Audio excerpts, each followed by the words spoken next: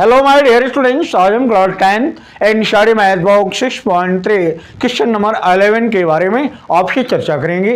मेरा नाम राजकुमार, ये है आपका खुद का चैनल गुरुकुल मैथ। स्वागत है। क्वेश्चन नंबर 11 से in figure E is a point on side CB produced of N isosceles triangle ABC. कहता है कि एबीसी एक आपका आइसोसेलेस ट्रायंगल है। आप जानते हैं कि आइसोसेलेस ट्रायंगल में टू साइड इक्वल होता है।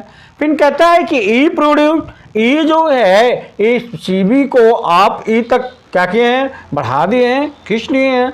और कहता है कि यहाँ ए बी इक्वल, जो ए बी है वो ए सी के इक्वल है। ए बी इक्वल ए सी।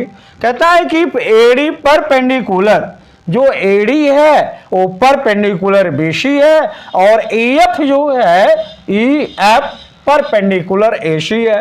तो परपेंडिकुलर में तो आप जानते हैं 90 डिग्री का एंगल होगा। तो आपको मिल गया क्या परपेंडिकुलर होने से, जो ए एंगल है वो इस एंगल के क्या होगा, इक्वल होगा। ये भी 90 डिग्री हो गया आपका।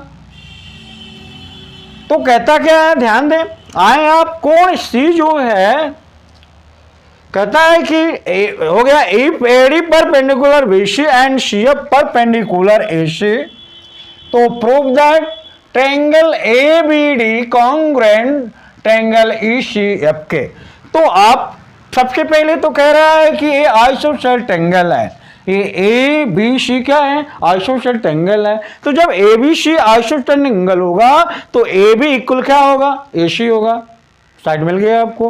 जब ए बी इक्वल ए सी होगा तो एंगल भी इक्वल हो जाएगा। एंगल बी इक्वल क्या होगा, एंगल सी के हो जाएगा। Angle B equal angle C के हो जाएगा। एंगल बी इक्वल, जो एंगल बी आप देख रहे हैं ना, ये एंगल बी इस फिगर में एंगल सी के क्या हो गया, इक्वल हो गया। क्यों इक्वल हो गया, क्योंकि ये आपका ये आइसोसेलेस ट्रायंगल है। आइसोसेलेस ट्रायंगल की साइड इक्वल होती है, तो in front side angle G भी होते हैं, वो क्या होते हैं, इक्वल होते हैं। तो कोण एंगल भी इक्वल, एंगल सी क्यों हो गया, opposite angle to equal sides in triangle हो गया। अब कहता है कि मान लें, अब आते हैं आप A D B and E C F में, ई सी एफ में triangle A B D and triangle E C F में आपका ए बी डी है और एक ट्रायंगल ई एफ सी देख रहे हैं ना, इसी को टू साइड में हम बना लिए आपको समझने के लिए। तो एक ट्रायंगल आपका ये होगा, एक ट्रायंगल ये होगा।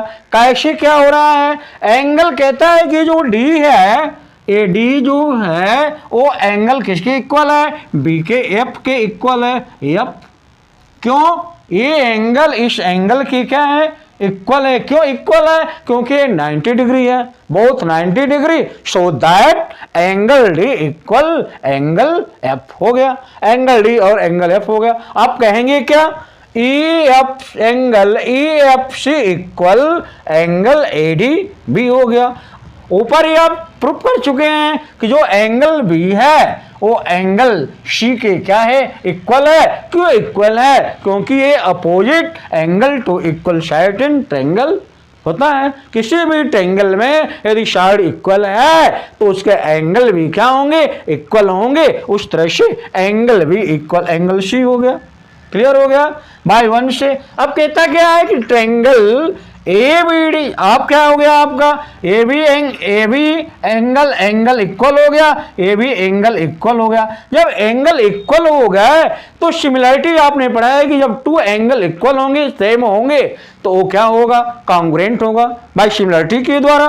तो एक आपका इस तरह से ट्रायंगल जो A B D congruent triangle E C F के, यही आपको प्रूव करना था। तो आपने प्रूव किया क्या, A B D triangle A B D congruent triangle E C F के।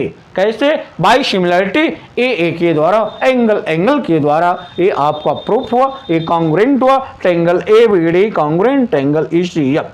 क्लियर हो गया, तो समझ में आया होगा। आज के लिए सिर्फ इतना। यदि ये वीडियो पसंद आई हो तो लाइक करें, शेयर करें और अपने खुद के चैनल को सब्सक्राइब करें। Thank you.